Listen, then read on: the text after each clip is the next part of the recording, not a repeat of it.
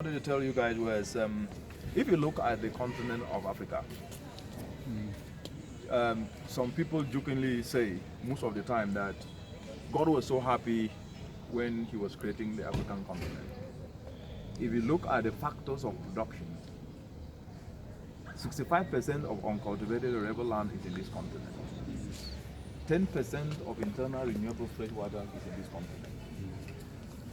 Look at the sceneries, the beautiful seas, the animal, every touristic beautiful site is in this continent, including your gorillas here.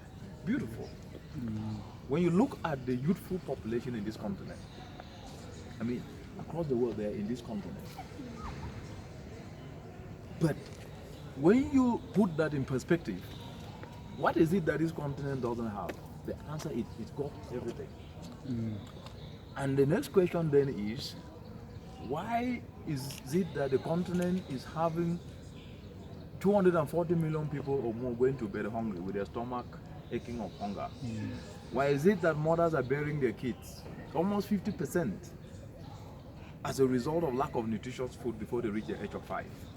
Then why is it that every year 12 million youth are getting into the labor market competing with only 3 million jobs?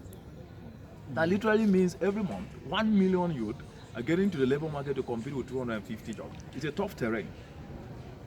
And the answer is this: when you look, there is a mismatch. Everything is here. When you look the opposite side, I call it the two faces of African continent. Lack admits plentiful opportunity. And the question is, so why is it this way? And the answer is very simple.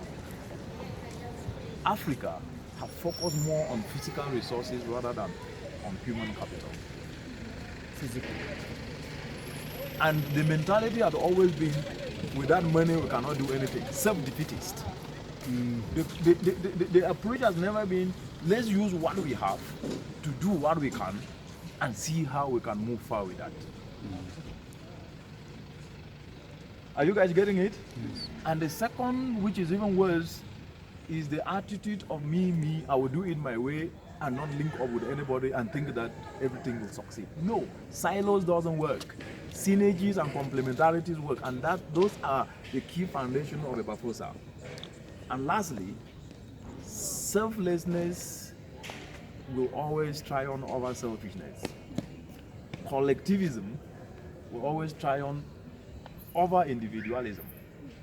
And hopefulness will always triumph over hopelessness. Thank you, guys.